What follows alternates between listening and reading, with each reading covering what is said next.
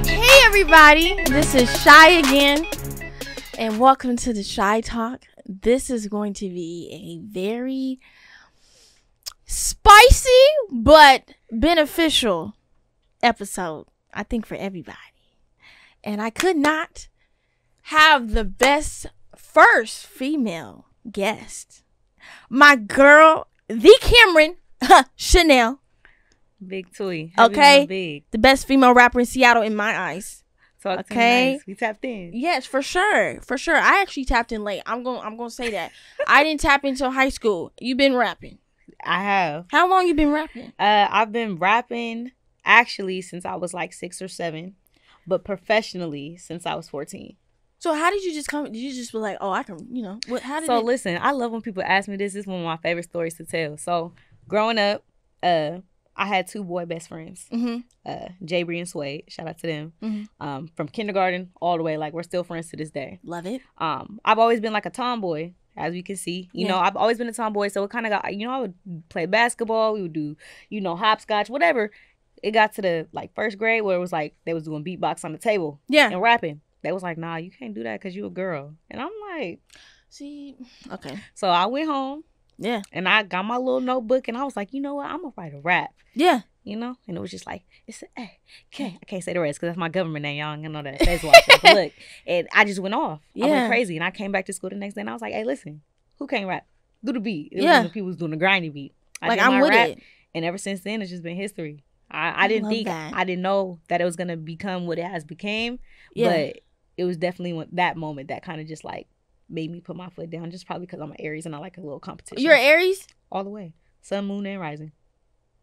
Oh, you're all the big 3. Yeah, big 3. I think mine is Sag, Virgo, and Gemini, but I don't know which one's my Virgos and Geminis though. Gemini. Really? I love Gemini. So this is the thing, right? Me and Geminis have a love-hate relationship. Okay. All of my exes are Geminis, first of all. And my dad's a Gemini. Oh, you guys are back-to-back? No, Taurus is between y'all, right? Yeah. So it's like Aries, Taurus, Gemini. But the thing about Geminis and Aries is they're a lot alike, so they clash. It's like they'll either really get along or not at all. So see, I'm starting to be like that with Pisces, except for my best friend. I'm not rocking with the Pisces right now. Yeah, we know. They're very toxic. They're very temperamental. Yeah, we're gonna get into the Pisces later because you already know what's going on. But okay, with your rapping, has that like? Do you feel like because I remember you telling me earlier, like you're of course this is fun to you. Yeah. But this is not a game to you. So it's like, do you feel like you're walking in your purpose rapping? Like, I'm not even gonna say just rapping. I feel like my big thing, like, of course I love writing. I love rapping, but my big thing is just being an entertainer all around. Okay. I love being on stage. Yeah. I've been like that ever since I was a kid. I used to dance. I did ballet. I danced for Cutting Up. I was in plays. Oh, you was a Cutting Up girl? Oh, yeah. Big K. Heavy on a K. My mom would never let me go to y'all's dances. Yeah, because they was a bit ratchet. Yeah. They was a bit bangy, but they were definitely lit. But nah, so I did a little bit of everything. Then I got into acting. I act from middle school all the way throughout high school. That was like the thing that actually kept me in high school at Garfield, because it was just like, if I didn't have that, I probably would have just been like, fuck school, for real. Really? Yeah. So just being an entertainer all around is big for me. And I had to kind of refocus my purpose for a minute, because I got to a point where I was super popping, super, you know, the best female rapper, the only one everybody was listening to. I dropped some songs in 2017 that like people still listen to. Like I dropped them yesterday to this day. So I kind of got a little big headed and I had to humble myself. And I think what humbled me was falling out of love with music and then not being able to write. I was having like writer's block for months at a time. Like couldn't write anything that I did write and I recorded, I hated it. Like I had to fall back in love with the passion for it and get out of my ego in order to, you know, be present in where I am now with it. So. I love that, because you do be hearing a lot of people just with any profession or anything hobby, you're doing it for you. Yeah. And that's where it all starts at. And I love that, because if you're not tapped in, there's no point in doing it. Plus, you're not trying to be fake about it. You're not about to make up a story and be like, yeah, I robbed dude. Like, nah, no, ain't doing that. No cap in my rap, man. Yeah. Okay. So I'm glad. So plus, guys, you guys are gonna have an exclusive at the end of the show. We're gonna get into that. Yes, sir. You know what I'm saying? She gave me the opportunity, the privilege to, because I listened to that yesterday before I got twisted at the wedding. But I was like, oh, I like that. Yeah. I like that. So, yeah, I love that. So, we was also talking about when you say, you know, your ego got big at a certain point, do you think people around you made you that way, or was that just something that was within you, though? I think both. A little bit of both. I feel like when you're surrounded by people who haven't found their purpose yet or haven't found their passion yet, I was, you know, blessed enough to find mine super, super early on. Right. I knew what I wanted to do. In my mind, there was never a plan B. So I put in the work for that, and having people around you who kind of haven't figured it out yet, they always kind of like just big you up, you know? Right. And then especially in making music in a profession, you know, like it comes with perks. Being able to go and like, I was performing at 21 and up bars and clubs, and I was 15. I sold out shows. I did a tour called the Swag Tour. Students would go. I went to different elementary schools and talked to kids about like how having swag means, you know, staying focused, staying in school. I did a lot of things. And so I think having people around who are just kind of trying to ride the wave, right, they'll big it up, you know, for sure. But then also me just being the person that I am and knowing the gift that I had, I was cocky. I'm still a little cocky just because I feel like nobody's fucking with me. But they're not. But you know, I'm more humble now, and and it used to be to a point where there wasn't even a lot of female rappers in the city to begin with, and then all the dudes that were rapping, I was kind of running them over, you know, like they didn't want to work with me because they was like, oh, she's too assertive, or she's too this, or she wants it a certain way. But I knew I studied a lot more about the game than just being a rapper. Yeah, and that's what separated me from a lot of people. I know how to record myself. I know there's been so many times when I've gone to a studio and the engineer didn't know what the hell he was doing, and I had to tell him like, this is how you do this. This is the command for this. I know that's right. You know, so I just had a different way of looking at things from my perspective. And I kind of had to take a step back and understand that you're always a student of the game. No matter how much you know, there's always, you know, room to know more. So, yeah, I was just cocky. I was a cocky little motherfucker, for sure. Hey, you still can in a way. But I get what you mean by the humbleness. Because there's been times with me, I'm just like, y'all can. You know what? Now that I think about it, I'm going to go to Ancestry.com and I'm actually going to do it. I always wanted to do that. I want to do one too. Because I feel like I'm part Jamaican. And the reason why I say that, because I can have 10 different jobs. Maybe that's a sad thing too. I can't stick to one thing. I get bored. And I can do anything. Yeah. I can cook. I can clean. Speaking of cooking, I see one of them wings. You was trying to tap into them hot wings. Yeah, I need them. Yeah. I can do clothes. I can make earrings. I can do whatever. Everything. And that's how, I think that's kind of what just like makes people be a little bit cocky. Because it's like, for me, I've done everything. Act, sing, dance. I played chess. I was a chess champion. You know how to play chess? Yeah. I'm jealous. I do a lot of everything, but it seems like every time that I try to do something, I like exceed at it. Like I've never had something where I feel like, oh, this is just way too hard for me. I can't do it. No, seriously. No, seriously. I've played golf, tennis. I don't do the swimming. Track, basketball. Come on. And it's just like every time. Yeah, y'all can't respectfully. Y'all ain't rocking with me. Nah, like it's just like I think it's a difference between being like conceited and cocky. I really do. Yeah. Because I feel like I'm not conceited. I'm not conceited. But I'm cocky. Because you know you're the shit. Yeah, and it's just like. And there's nothing wrong with that. I tell people all the time, and if you think otherwise, find somebody who can battle me. I got $1,000 right now on the table. Nobody came yet. Got the bands. So y'all ready. But I think also too, you know, you grew up around boys. Yeah.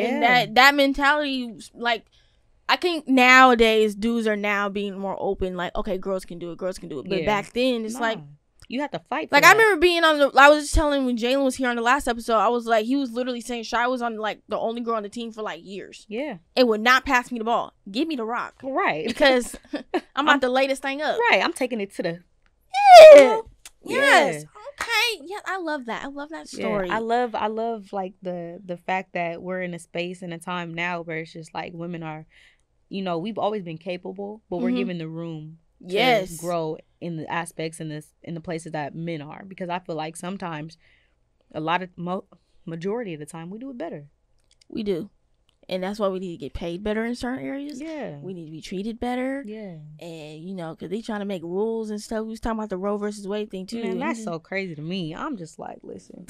I'm like, all right, you know, because, like, my friend who got married yesterday, they live in Georgia, so they're going back to Georgia. And that law is there. And I'm like, newlyweds, y'all ain't ready. Yeah, you better protect. Get on that. You know, I would love to have a niece and nephew right now, but you guys are not ready yet. Yeah. Like, make sure you're good. But that's just ridiculous. I just feel like it's kind of like how you tell a woman like what to do with their body, like especially in like situations like, you know, rape or molestation or anything of that sort. Like, you want me to keep something that was made from this place rather than have something that was made out of love? Like, right.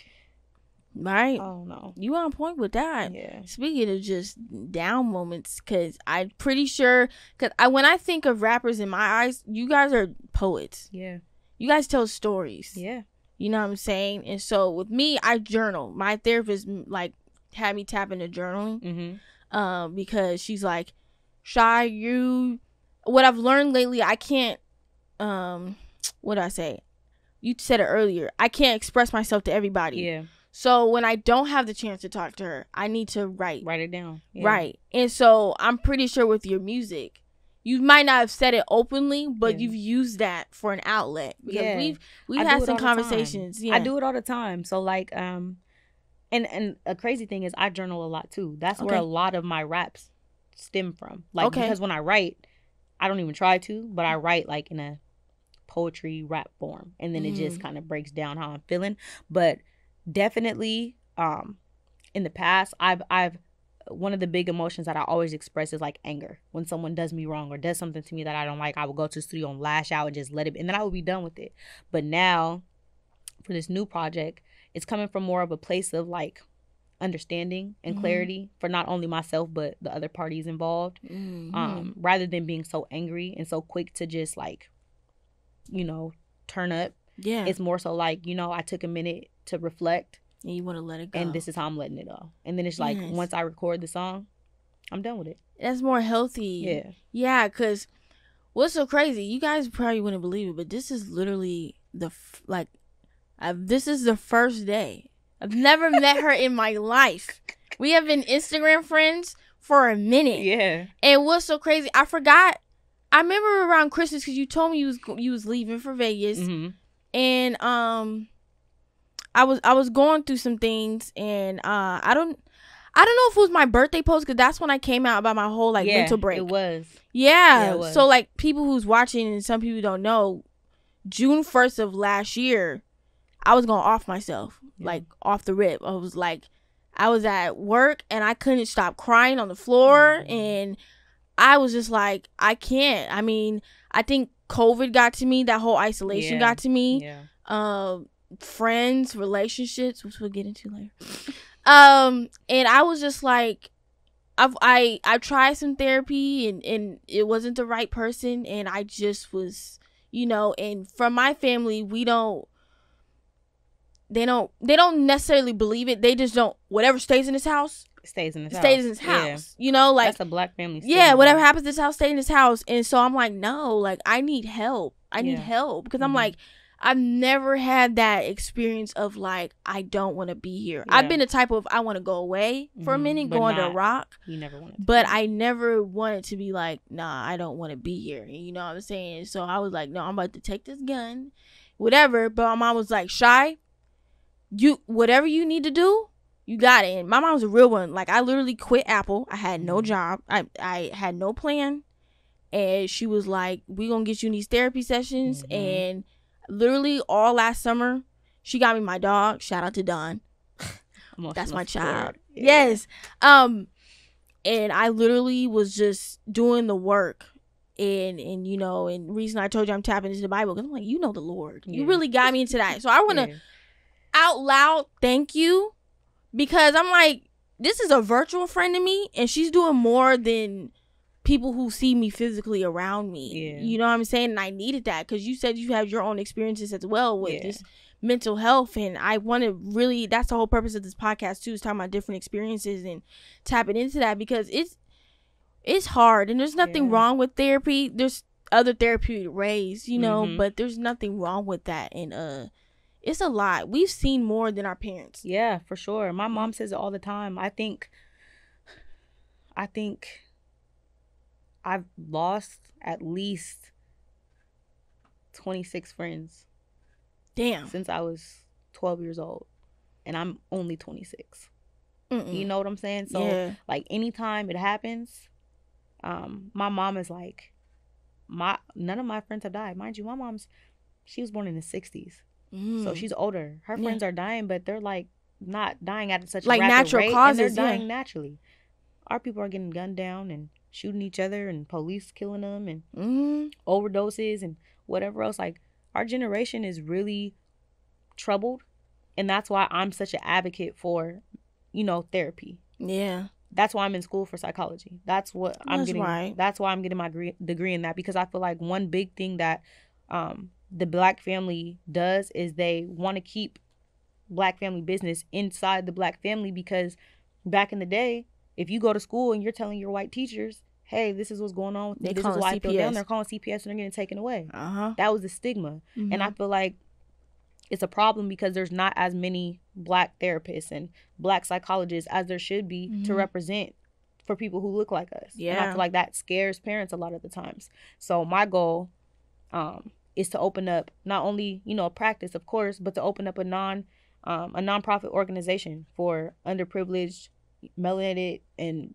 people of color children, like teens and youth, because I went through a phase in my life when my grandmother died, and that was like my best friend. She died, and it took me a minute to get to a place where I didn't have those I don't want to be here anymore feelings. You know, like it took me a minute. Like I attempted so many times. That's why I have this tattoo on my wrist that says, she wears strength and darkness equally well. The girl has always been half goddess, half hell.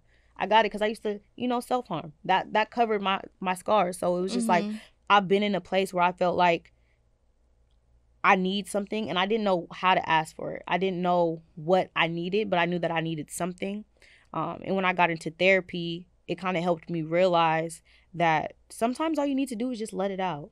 And have someone tell you that they don't understand, because I hate when people tell me that you understand, because you don't understand. You don't. But you know, you're empathetic to what I'm going through. See, and it's always good for someone who really don't know nothing about you to let you know, because like before my mental break, I was very irritable. I didn't want to be around people. My eating, literally, the day that I left Apple, I was 109 pounds. I'm normally like 130. Wow. I was not eating. I was not eating. I didn't want to be around. Knowing my hair is always on point. My mom knew I'd be like, Mom, touch my edges. Yeah. At that point, I was like, no, I don't care. I don't care. You know what I'm saying? And so, and I hate when people be like, oh, I see on social media you're smiling, blah, blah, blah. It's like, that's a cover up. Yeah. And I'm very bad at a poker face. I'm really good at I'm good. Yeah. And I'm like, no, I'm not inside. I'm not. Because I'm like, I've been through a lot. I'm like right now, like, if it wasn't for last year going to therapy, I wouldn't know how I would be handling my mom's situation right now with her battling cancer for the 3rd time. I'm like, I've been dealing with this since I was 7. Yeah. You know, and, you know, my stepdad, he's in prison. Yeah. My uncle's in prison. It's a lot. I've seen a lot. You know, and I'm just glad that I got help, and I really, you know, like you, I want to be an advocate for children, because now me working with children, I thought I seen some things. These kids nowadays go through a lot. They be like, Miss Shai, blase. I'm like, what? Like, okay, we got to talk about it. And then I'd be scared, because I'm like, by an employee, I'm supposed to report. Yeah. But I'm like, some cases, I'm like, okay, let's figure this out low key, because I would hate to take somebody's kid away. Right. Especially if it's like, I feel like everything is circumstantial, you know? I feel like kids go through things because they see a lot, you know? And sometimes that's something that their parents can't help, you know? Whether what they see and what they don't see. Like, sometimes that's just their environment. And so that's one of the big reasons why the organization that I start, I want it to be a nonprofit, because then I can make the own rules and kind of depict when and where and how I will conduct certain things when certain situations arise, because I don't feel like you handle every situation with the child the same. Absolutely. Like, you don't do that. I remember there was a point in time where I had gotten to like an argument with my mom. Mind you, me and my mom are real tight. I had gotten to an argument with my mom. And I closed my room door. She tried to like axe down my door. And I stepped on the axe, and it split my foot to where I still have, like, not anymore because they're gone, but 32 stitches in my foot, cut through a nerve. They took my mom to jail for that, and took me from my mom for 60 days. And when I went to the court, the only reason why they gave me back to my mom is because I told them, like, hey, that's my mom. Like, yeah. They asked me, like, where would you rather be? With my mom at my house. Like, and even still to this day, like, she just got to the point where, you know, she just got this new job and it was on her background.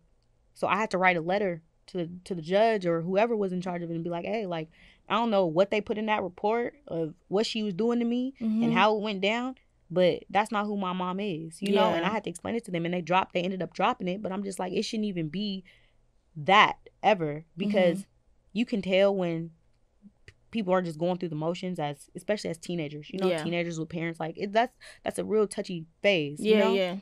Whether they're just going through the motions or whether they're actually a bad parent. You know?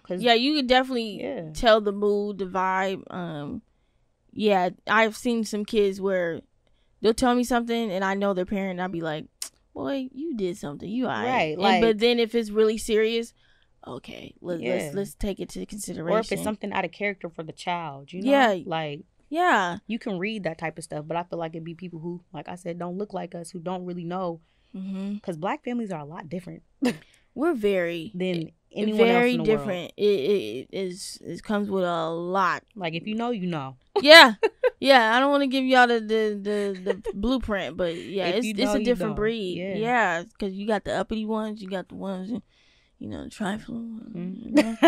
So I want to make sure I ask this question correctly. So, you know, you going through therapy, using music as a therapeutic way. What has time healed for you, and what have you learned so far with your healing? One of the big things that I've learned in my healing process is to give myself grace, because sometimes I strive to be a perfectionist. I try to fix everything. I try to make everything smooth for everyone. And sometimes I can't. Sometimes I fall short of being perfect. I'm not perfect at all. Sometimes I can't do, you know, everything that everyone wants me to do. I can't be in every place. Sometimes I can't show up for myself sometimes. You know, like, I have to allow myself to be okay with not being okay. Yeah. That was my big thing. I feel like when you bury yourself in your emotions and you kind of sweep things under the rug, they're not really gone. You know what I'm saying? They build up. And then I know myself, like I said, it's that big 3 Aries. I explode, you know? And I'm not really, I don't even really have a loud voice for real, you know? Like, I don't talk loud. I don't really raise my voice. I don't like to argue because I be wanting to fight. So it's just like I hold myself at a, you know, standard of being calm, cool, and collected. But I noticed that when I was in that space, I was pushing everything, trying to isolate myself, shut myself off from everyone who loved me and everyone who I loved.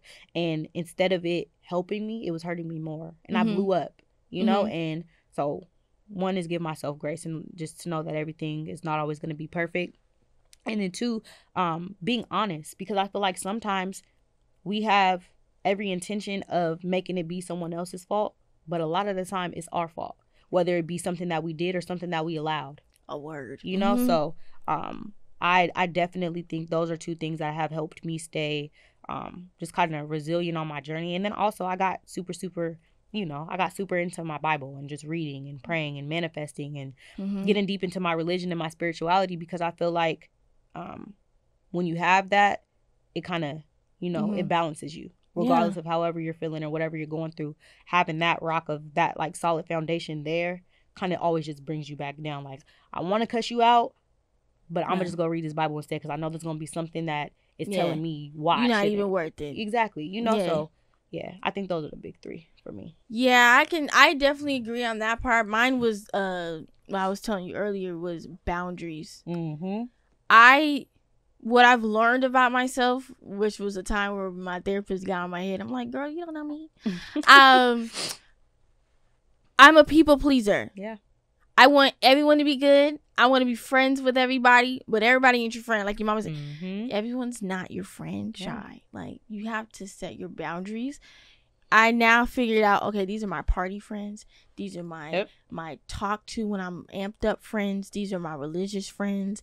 Trying to figure that out, and also speaking up. Yeah. So I don't like to argue either, because I know, like, I can get on you without even cussing you out. Yeah. I can get you all the way together. Stupid. Yeah, like, all right, okay.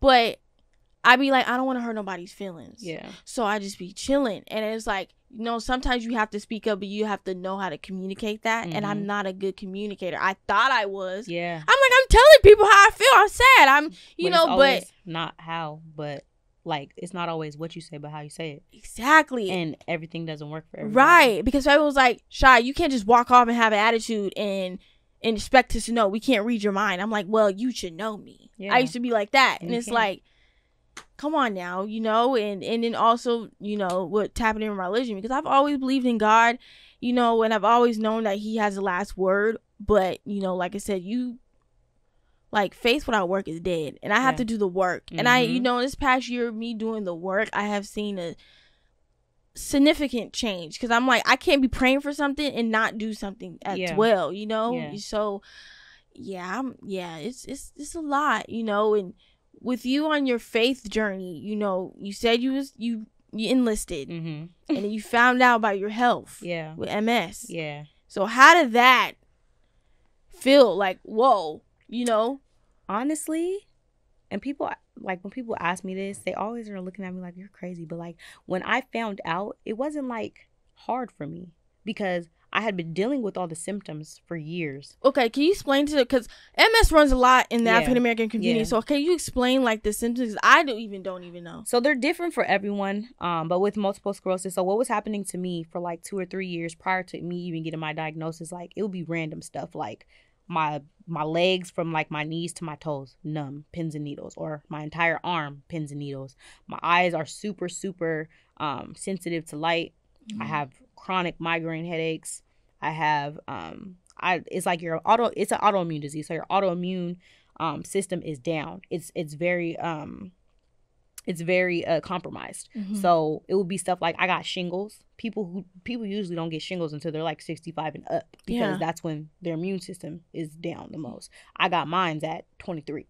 And it was, my doctors were looking at me like, how are you 23 with shingles? Like that doesn't even make sense, you know? So it was all of these factors. I went to so many doctors. I went to a naturopath doctor. I went to a neurologist. I went to an ophthalmologist and optometrist for my eyes, and they never found anything. So when I enlisted into the military, you know, because in order to even get into the military, you have to go through something called MEPS, which is like their medical physical exam. Okay. And you're there like all day. They do everything. Like they give you all your blood work, like they check everything to make sure that you can actually go into this environment, because you know it's a changing environment. It's something that the average person doesn't do on a daily basis. You're waking up at 4:45 every morning. You go to sleep at 9 p.m. But during those hours, you're up doing nothing but physical activity in the sun, in the rain, in the snow. They don't care. You're doing it. So it's a lot for a body to adjust to. So they have to make sure that your body is strong enough to endure that. So passed MEPS, did everything like that. I was in basic training. We were on our first ruck march. They do these ruck marches where the first one's 5 miles, second one's 10 or 7, and then the third one's 10. It's really like 12 though. But they make you carry. You have all your gear on. You have your helmet, your flick, all your grenade pouches on you. You have your full uniform on. You have a 70-pound ruck march backpack, and you have your weapon. Yeah. And you're walking, you know? Yeah. I did the entire ruck.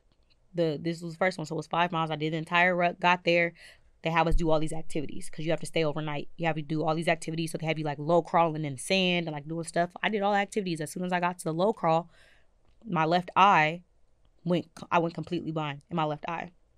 And my drill sergeant was like, well, you're just in sand. Like you probably got some sand in your eye. Go flush your eye out. And I was like, nah, this don't feel like I have sand in my eye. You know, you can feel when sand in your eye. I didn't feel like anything. So I was like, okay, I'm going to just go flush my eye. I flushed my eye twice. Nothing. I was like, Joe Sergeant, I still can't see. He was like, so you mean to tell me that you just went blind? And I'm like, yeah. Like, I can't see anything. I could see, like, shapes, but I couldn't see details or colors or anything out of my left eye. Went to the emergency room. When they initially took me to the emergency room, they did a CAT scan. I'm sorry. I'm being goofy right here. I'm sorry. I almost dropped the apple juice. Okay. I see you. But they did a CAT scan on me. CAT scan came back clean. So what usually happens is if you go to the actual civilian hospital, you have to go the next day to do like a checkup with the person who's on base. So I end up going just, you know, because I'm thinking everything's fine. I still can't see out of my eye though, right? I go. They were like, you know, like, so you went to they did CT scan. Your CT looks clear. Luckily, my provider was black. Her name was Miss Perkins. Shout out to Miss Perkins. She was black, and she was just like, you still can't see out of your eye. And I'm like, no. She was like, okay, I'm gonna send you up to optometry. That's the first thing that they did. I went to optometry. There's a something that runs between your eyeball and your brain. And usually on a scan, whatever scan that they did, it comes up as like a red color. It's supposed to come up to make sure that, like, it basically tells you that that nerve is pumping blood from your eye to your brain. Yeah. Mine came up as translucent. No blood was pumping from my left eye. They didn't say anything to me at first. They were just like, we're going to go send you to an MRI. And I'm like, okay. But mind you, I just had a CAT scan the day before. It was completely clean. Yeah. They took me to go do an MRI. And they seen lesions on my brain. Still didn't tell me anything at this point because, you know, they didn't want to scare me. So, yeah. Go back down to my provider. She's like, does anyone in your family have autoimmune diseases? Mind you, usually when they ask me this question, I say no. My sister was just diagnosed with lupus a couple months prior to me going to the military. So this time I said yes. She was like, who has it and what? And I was like, my sister, she has lupus. And she was like, she's your blood sister? And I'm like, yeah, she's my mom's daughter. She's like, okay. She takes me back. She's like, I'm going to send you to med quarters. Mind you, med quarters is like, it's like a dorm where they keep, but it's literally right like next to the hospital, like they keep you there. I went in one day. Usually people go there for a day or 2 days. I was there for 2 months in med quarters. I went to a neurologist off base. They had me do a cervical spine MRI with and without contrast. Same lesions that were on my brain were on my spine, and they were just like, yeah. That's when they told me you have MS. And I didn't feel any type of way. It was just more of a relief because it was like, and then they told me like all of my symptoms. You know what's going on with you. I knew exactly why. Because that be messing with people when you don't know what's going on. And they be trying to make you feel like you're crazy. Yeah. Because one thing about me is like I know my body. So I will go to the doctor. Like I'm going to the doctor, checkups, regular, anything. Like if something feels off to me in my body because I know myself, I'm going to the doctor. They used to be like, acting like I was crazy and nothing was going on because MS is super hard to detect if you're not looking for it. If you're not looking for it, you'll never find it. But it just so happened that she asked me, did I have anyone in my family who had an autoimmune disease? And I said yes. So at this point, she knew what to look for. Yeah. And it was found. So it was more of a relief to me than anything. Yeah. I think the hardest part about it was finding out and not being able to be with my mom. That was the hardest part about it for me. Because usually my mom's like, still to this day, I'm 26, and my mom be like, you need me to go to your appointment with you? Like, yes, please. You know? So how was that phone call? Or it was hard for me because, like I said, my sister has lupus. My mom took that super hard. And then just finding out that her, and I'm the baby. So finding out that I have something, and my mom's like super, like she's like a freaking super mom. Like she always, I don't care what time, what day, what night, what I need, like, she always is there. So I think it was hard for her because she couldn't be with me, and she knew that, like, even though I wasn't like psyched out or like freaking out in the moment, she knows me, so she knew it was gonna come, and it did. Yeah. But luckily for her, my uncle, her brother, also has it as well, so she was able to talk to him and get some more insight on it, so that she wouldn't be on the phone like boo-hooing with me because she knows that would make me break down, and that would be it's just a wrap. Yeah, she took it a lot better than I expected her to, for sure. But I think it was hard for the both of us, just not being able to be around each other during that time. Well, shoot, you're a warrior. Because I know you be having your days. Yeah. And I'm like, she's still trying to get this album together. Man. She's still out here on Instagram like everything's all good money. But behind scenes, I know she's going through it for a second. But you're a warrior. Thank you. I want you to know that. Thank you. Because that's a lot. And I'm happy that you felt comfortable with me to speak that. Because I wanted to make awareness of that. Because I know a couple of people who have MS. But I just never knew the extent, you know, and the symptoms and stuff like that. So that's a lot. Yeah, it varies. But they always say it's a life sentence, but it's not a death sentence. Facts. So as long as I take care of my body and do what I'm supposed to do, because it's not curable. No, it's not. So you have to take just medicines, or so that's what they're trying to figure out right now, because there's omitting and remitting or relapsing MS, which means you have flares more often or more frequently, or you have them, you know, every once in a while. So they're trying to see how often I'm having them.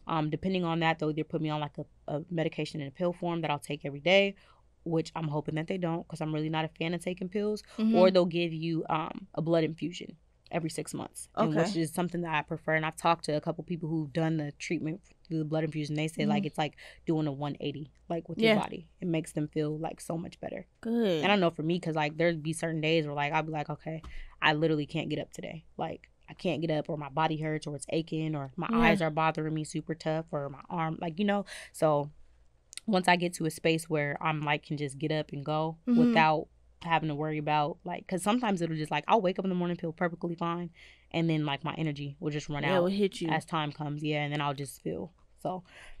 That's what we're in the process of right now. Yeah. Well, I'm, you know, you getting enlisted with a blessing, because you probably would have never known. I would have never known. That's crazy. Yeah, I would have never known, and I loved being in the military, so that was hard for me having to leave. Yeah, like I made some really dope friends. Met some cool people, grew some great bonds there.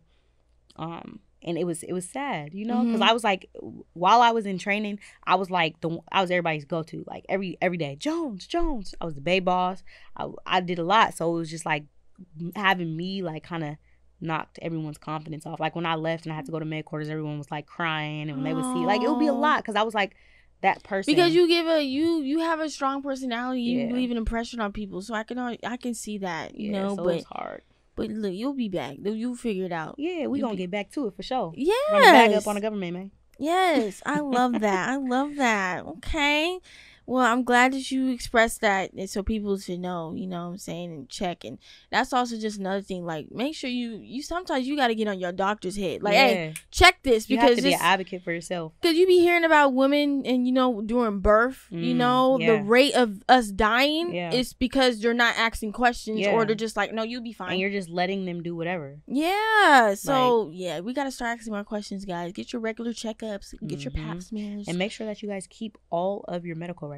Facts. Like, don't just depend and rely on my chart, because those records delete after a certain amount of time. Really? Yes. Okay. They delete after a certain amount of time. When you go to a doctor, whether you're just going for an annual checkup, like yesterday I had a talk to my neurologist, and I did an annual checkup, you know, got my pap smear, did all that good stuff. Fucking hated that. But I make them make me copies of all my medical records, and I keep them in a folder. Just because if anything happens, or if I switch doctors, or if I do, or you can't talk, your mom can find it. They don't have to go through and do all the same things that they've already done. They just look at the records. So make sure you guys keep your medical records. I'm gonna tap into that. Yeah. Yeah. Okay. Yeah. Well, the next thing I want to talk about, we talked about a little bit on our way here. You know, relationships. Texas. Let me tell you something. I know it's like this everywhere, but just Washington, just being from here, the dating pool has pee in it. It has pee in it. It's like spoiled milk. You know when you accidentally drink some spoiled milk? It's so from what because it's a lot. Because what I'm about to spill, this is where people gonna tap into Shai. What? Ciao. The impression that people get of me is I am a goody two shoes, highly standard female, and I'm really not. I would literally cry if a nigga took me to a picnic and had McDonald's on the floor. Oh my god, you put some thought into it. Right. I don't want the Birkins. I can buy it myself. Period. I don't. The material, that's cool, but I can buy it myself. I like a black queen who can buy it for herself. Like thoughtful things. Like you've listened. Like if I'm like you paid attention. Yes. Yeah. Like I want some daisies, and I just wake up and you give me some daisies. I'm crying. Yeah. I'm crying. Sure. But people think I just want it to be Ruth Chris, Daniel's Boilers every night. No. You could cook that at home. Yeah. You know who I am? I'm Chef Shai. But so before we tap into me, because first of all, like I said, we just met each other today, but we've been talking, you know, and it feels weird because it's like, man, it's been that instant click, like that. Instant. And she's actually she knew my ex, and she wasn't around then. I wish she was. She would have warned me. Yes, I would have warned you me for sure. But before we tap into me, so you just came out of a 4-year. Yeah, almost 4. August would have been 4 years. Yep. Yeah. Okay. And you know you've been deep in the 20s. Man. So she's technically been there since what? 21, 22? Yeah, I think I was 20. I had just turned. It was a year that I turned 21, so I was turning 22 the following year. We got together. So in August. What have you learned? So with this situation, particularly because, you know, I've been in relationships before, but like, when you actually go through that first real big girl adult relationship where you have to have the hard conversations and really put in the work, and I found out that I was not ready. That was the first thing. I thought I was ready because I had been with people who accepted and dealt with and loved the bare minimum for me, you know? Like, but I also think that's because we both knew in those situations that it wasn't going to be forever, you know? So it was just like, I'll have a blast with you now. Like, it's going to be fun. It's like, you're going to come take a ride in the Cyclone. It's going to be a blast. Like, it's going to be lit. Yeah. But it was never like thinking about the future. Right? So I feel like I kind of got comfortable with dealing with people who didn't have a mindset for that. And then I got with someone who was, you know, and at a certain point in the beginning, it was like, I used to tell her like, you expect too much. Like, you have too many expectations. Like, you have this fairy tale made up in your head that may or may not happen. You need to get out of that. But realistically, she had it set up because she had those standards and she knew what she wanted from me and from herself and from our relationship. And it took me until this past year to understand that you can't give people what they need when you're ready to give it to them. Because at that point, it's too late. It's too late. You speaking right now. Yeah, so okay. I think with that situation, and people always ask me because, you know, there were certain things when the relationship ended that kind of made it, because, you know, I don't blast my business on social media. I'm not gonna get into it with you and post I'm single every 30 seconds. Like, I'm not gonna do that, you know. So people, corny doing that. A lot of people didn't even know that we broke up until she had, you know, moved on and done what she done. But after the situation, just because of the circumstances, like I was telling you about, people were looking at me like, you should have been mad, like you should have been. And I'm just like, I feel like when you're mature, you know, and you're grown, and when you love someone, I feel like when I love you, my love doesn't come with conditions, you know. So I couldn't actually say that I loved her if I didn't let her go to be loved the way that she needed to be loved, because I knew I wasn't ready to give that to her.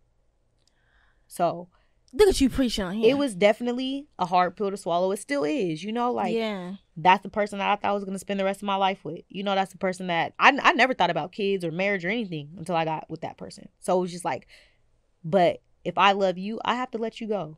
Yeah. And I hope that you're happy in whatever, you know, life brings you, even if that's not me. Maturity. Yeah. Yeah, maturity. You about to make me emotional. It was hard. It was very hard. Look, you got me stuck, right? But listen, that's real. You can't have these type of combos when we made up too much. I know. I get it. See, I'm very low key too. People don't even know what that was. Off and on, 2019 to this year, and I don't post my business. Because I would have never known. And I'm glad I had the embarrassment behind doors. The public, that's one thing. Embarrassment behind doors is one, but public embarrassment, that's another. And like, only people knew my first ex was in high school, and that was very broadcasted, and I was like, but this one, first of all, and that's why I was saying, like, my boundaries weren't set. So there was already red flags to begin with. Yeah. You know, it was more of like, more sexualized than anything. Than, you know, in the convos, it's more like my body and not my mind. Yeah. And just the emotional, I wouldn't call it abuse. Kind of, sort of, though. But will talk to me crazy. Yeah. And then, listen. Go ahead. It's when they talk to you crazy and then play victim afterwards. Bruh. And act like you did something to create, to be the reason why they acted toward how they acted towards you. What I learned is that no one can make you act how you don't want to act. Facts. So anything that you do, your own self. You control that, regardless of what I did to provoke you or antagonize you or do anything. Because that was a problem in my, relationship. I would be like, I'm getting mad and I'm acting this way because you're doing this. No, right. I'm getting mad and I'm acting this way because this is what I'm doing. Yeah. It has nothing to do with you. See, yeah, he got me in the first half. Self-control is a first half. I mean, wine and dine. Took me to Salty's on my 21st birthday. I'm like, oh, okay. Got cramp. Yeah. Like he's like, courting me around. We're keeping it low key. Yeah. I'm like, okay, cool. But I came back from Jamaica. That was a bus. Anyway, we'll talk about that one later. I don't know what it was, but honestly, it seemed like when James passed, switched. At this time, I'm thinking this person was cool with James. Everybody was cool with James. I remember going to Rotary with James. His grandpa used to live above my grandma. So I know who James is. Everyone's devastated. So I'm thinking it's just a moment. But that moment lasted longer. We're talking about, like, this nigga, he asked me. This was one thing that was like, what? He asked me to buy a gun in my name for him. Listen, I'm the FBI when it comes to screenshots. I'm the FBI when someone needs to be found. But I am not a pistol holder. Yeah. Sir! We ain't doing that. She said we ain't doing that. I said, first of all, my dad will... Cause my stepdad, I call my dad. My biological... Yeah. But when I say my dad, he will break out of prison and have my neck if I've done anything stupid like that. Yeah. Went off. What I get? Oh, okay. But if something happens to me, that's on you. Narcissist. Manipulative as fuck. But I'm so caught up. I'm like, well, don't make me feel bad, but I'm being nice about it. Yeah. I'm like, looking back, Shai, you should have been like, go, run and now. And it's to the point where I just feel like me being from, the neighborhood that I'm from, growing up what I've grown up around, people choose, there's certain people that choose to put themselves in a lifestyle that they're not really ready for a part of. Yeah. Yeah, it's a clout thing. Yeah, you can't make people feel bad that these things are happening to you if you're putting yourself in the position to happen. Nobody was checking for you. You put yourself out there. That's just like walking around with hella money in your pockets, hella chains, going outside, going around a whole bunch of hood niggas that you know are thieves. You're walking lick. You're asking to get robbed. Yeah. So it's just like if you present yourself a certain way, you're asking for whatever repercussions come out of that. That's not my fault. That's on you. Handle your business. He had me fooled. Because at this time, right, I'm thinking no one knows. Like I said, I don't know his friends. He don't know my friends. We're keeping it low key, and I wanted it that way. Yeah. And I'm glad that I was smart enough to do that. And when I mean talk to me crazy, like, Shai, you're fucking stupid. Like, I'm like, oh, but I think what was shocking me and, a couple of my friends around me, Shai is an alpha female. Yeah. I will tell a dude off in a minute. But when it came to him, I was like, okay. Like, I don't want to argue with you. So okay. You were more submissive in this situation. Very. And I didn't even know what submissive was until now. Now, no, I will still say no on certain things, like no, but then he'll make me feel bad, and I'll be like, I'm doing everything my mama told me not to do. I think that's what killed me. Yeah, like moms be knowing niggas handout. Yeah, I'm like, everyone knows I will take the shirt off my back for anybody. Yeah, I'm a caring individual. If you need it, I got it. Here you go. Right. But he was using it when it was beneficial for him. Like, he quit his job for certain reasons that was reasonable. I'm thinking, okay, figure out a plan. I can't hold you down for time being. You know what I'm saying? I'm like, bro, restitution fees. I'm like, nigga, I'm still, and I'm just like, and it was just very, very bad. And when COVID hit, at least at the beginning, everything shut down. stores are only open. Yeah. There's no one's doing anything but staying in his house, watching CNN, the whole George Floyd thing. Everyone's looting. Yeah. How are you busy? I said, by April 30th, I was like, yeah, I just stopped communicating. Yeah.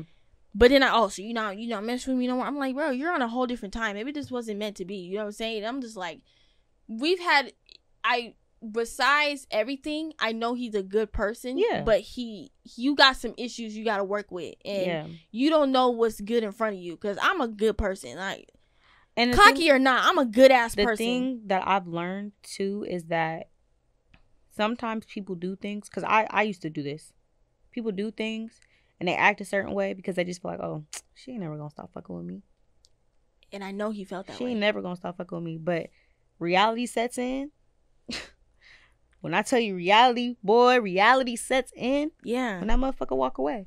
And at that point, it's like, if you have a person who is fighting themselves and battling themselves on, I know this is a good person. I know what potential they have. I know what I can do. Mm-hmm. I know what we can do together. They're battling themselves to stay with you. When they see all the signs. Yeah. That day that they actually do walk away, they're gone for good. You're never getting them back. And if you do get them back, you ain't going to get them the same way twice. Facts. That's for sure. Yeah. Niggas going to feel it. It might not be right now in this moment. Right. Because people be so focused on all the other shit that looks good. When they say the grass be green over there because it's fake. Yeah. Yeah. I was done. I'm dropping quotables on this motherfucker, man. Point, quote me. The Instagram Reels is about to be popping for this one. Hello? She's giving the tea. And I'm still learning. And when I quit that, I thought I was done. Mm-hmm. And time ticked. Relapse. Mm-hmm. So now we're August 2021. And mind you, he came back. And in my mind, oh my God, he came back. Because what was told to me, no, once you leave, you can't come back. I'm never. So when he did, I'm like, oh my God, he came back. But I'm like, okay, we're starting over. Because he needed something. Get into that. So I'm like, okay, if this is gonna happen again, we need to do this different. Like, yeah. And this is where I was in the peak of like therapy, finding myself. I'm like, I'm a whole different breed. I can't be with the shenanigans right now. Like. No, we gotta start from plan A. Yeah. Okay, I got you. Like, I'm in Mexico at this time when you start hitting me up. So I'm like, when I come back home, like, we'll start woo. Probably like a month later, it was just not hit me up, not, when I call, whatever. It's like, and I've learned, like, if you can't call your girl or your man and he don't answer, like, or at least like text back, I'm gonna call you, or something, or attentive about it, that's not the person. You should be able to call your person. Look, what I say, no call, no show, new hoe. Yeah. You're out of there. Like, if I need to cry, or if I'm just upset that someone messed up my meal order, I need you to answer the phone. And now I understand, like, people be having other stuff going on. Facts. Like, and that's fine. I'm never gonna try to like take up 100% of someone's time, because I feel like if you're with me 100% of the time, you ain't doing nothing for yourself. Yeah. You can't have that. But at the same time, it's just like, I feel like people be jumping into situations and relationships that they're not ready for because they really don't have the time for it. So they're trying to force time that they don't have. Yeah. And then you have to prioritize, and now you're not prioritizing our relationship, you're prioritizing all this other stuff. So now I'm pissed. Yeah. Because what the fuck are you doing to where you're not answering the phone? Yeah. So I think it's just more so like people need to be honest with themselves about where they are in their life and in their journey. Because if you are not ready to have a partner, leave me alone. Right. We could be cool. If you want to be friends, hit each other up sometimes, okay, cool. But if we are working to build something, I need you to come better than that. Yeah. Expectations are higher now. Right. These ain't kids no more. It ain't high school. Yeah. And then now looking back on it, I'm just like, Shai, you need to, happiness is not from your future or current spouse. That's within you. And that's when I've learned my insecurities, because it's like, hey, mama, I'm trying to break generational curses. I'm not trying to be like my mom. I'm not trying to, I don't want to be lonely. This guy, like, out of all the dudes I've talked to, this guy was the most I've been comfortable with. Like, I've had intimate conversations, like, a lot. And I'm like, I want this to work so bad. But I'm like, Shai, you can't force it. Yeah. Like, he's not ready. Yeah. You know what I'm saying? So time went on, and then it started turning into like basically late night now. Like, oh, you trying to do a late night call, booty call? No, sir, I don't get down like that. And you know that. Like, let's not do that. Right. But me being goofy, I'm falling for it, right? Mm-hmm. But then, me personally, how can I say this respectfully? It's a lot. Yeah, but then now, talking to you, this man got a newborn. And I didn't even know. Child. We're going to end it off like that. Dodge the bullet. You know, but it was God's grace, though. Yeah. Once you start going into those type of calls, I was already like, I'm done with this. Like, leave me alone. But when you told me, I was like, closure. That's all I needed. And I'm like, you didn't know? You're like, no. I don't get down like that. I did not know. This is a fresh baby. I was like, and I'm not gonna lie, I cried. I was like, does he really think of me like that? Like, does he think of me as a hoe or something? Like, does he really, like, he will do me like that? The thing about it is, like you said, I feel like internally, he's a good person. Mm-hmm. I just feel like he has a lot of shit that he doesn't understand about life yet as a man. Yeah. You know? And like, I'm here. I think he hasn't grown up. I think he's still in the phase of like, oh, like, cause you know, that's a Seattle trend. Bitches will just hand it over, do whatever. That's cool. But you're never gonna find the person that God set in place for you if you're looking for those things. If you're looking for someone who's just gonna be there when you need something materialistic or when you need something beneficial for like you. Like if you're looking for that, you're never going to be fulfilled.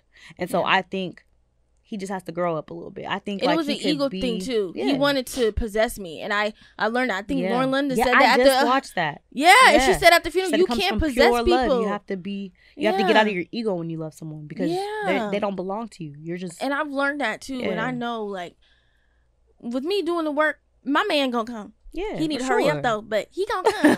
He gonna come. Not he need to hurry up. But you know, just to end that off, I would say, you know, just end it off with like, love yourself. Yeah. And I had to learn that. I had to love myself, and my guy will come. Yeah. You know, and you know, blessings in. I'm not talking bad about him. Yeah. And like at the end of the day, only a few people know, so I ain't really gotta explain nothing. Period. You know, so it's just like, you gotta set your expectations higher.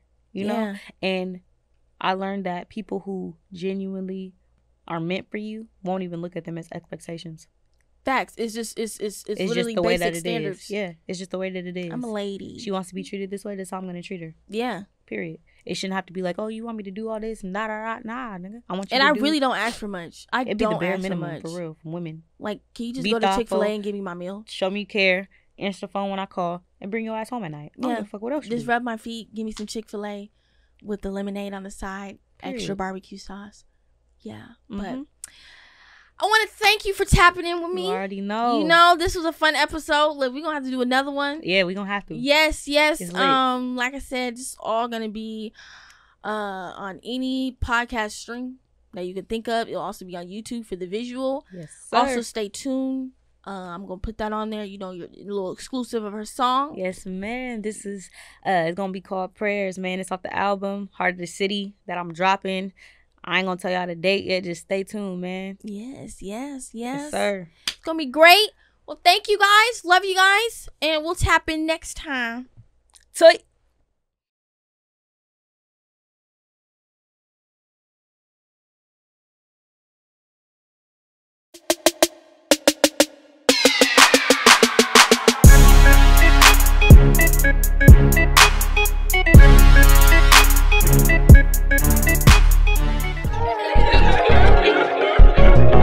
John Dami made the beat and I'm gon' kill it.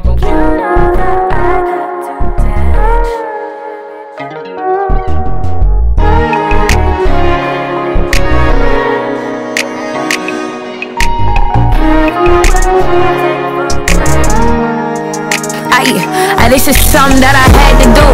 And if you left me where I was, I can't be mad at you. I'm used to niggas leaving, baby, gotta know that that's the truth. Rich bag members, whole city know that that's the crew. Balconies with Bel Air when you see us, yeah, that's the view. Been chasing this dream since 08, I gotta see it through. Niggas nowadays, they cap a lie, I gotta see the proof. I don't save numbers, hit my DM if he tryna. I probably won't respond though. Hey, when you got the most to lose, but the most to gain, uninspired, but you know you gotta make a way to get your moms about the hood and keep your family safe. Investing bigger than yourself to see your family pay. But they don't understand the dream, but still you see the vision. You wanna roll and homesick, but shit, you know it's in you. You gotta get it, it ain't given to you. You told them niggas way back, but them niggas didn't listen to you. Came up from a dollar and dreaming, yeah, that's expansion. Put my niggas all in position like let's be champions. My mom deserved the whole world from me, so fuck a mansion. They know what I can do with a pound, so just imagine. Niggas fucking off with the money, that shit is tragic. I be fucking off in the booth, this shit is magic. I ain't never lucky with nothing because I planned it. Could've signed a deal, but fuck it, I can't be branded. Niggas getting lit off the clout, this shit is talent. Never dwelling, cause if it's written, then it's gon' happen. You can cheat the grind, but never can fake the passion. 10 years plus, still dropping nothing but classics. Gotta keep it solid, my nephews, they looking up to me. My nieces know I got them through whatever, so they trusting me. My sister believe in me like I'm Allah. My mom's dependent on me, so how the fuck could I fall off? Miss my granny daily, every day I shed a tear too. Free all of the guys still waiting on in a pill or two. Never share my pain, cause I know that this shit ain't real for you. I ain't gotta flex like I got it, no matter how it appear to you. Careful what you take for granted, yeah. You know that I could do damage. Careful what you take for granted, yeah. You know that I could do damage. Ay, nah, lay me down to sleep. Ay, I pray the Lord my soda cake. Yeah, if I should die before I wake, I pray the Lord my soda take. Careful what you take for granted, yeah. I pray the Lord my soda cake. You know that I could do damage.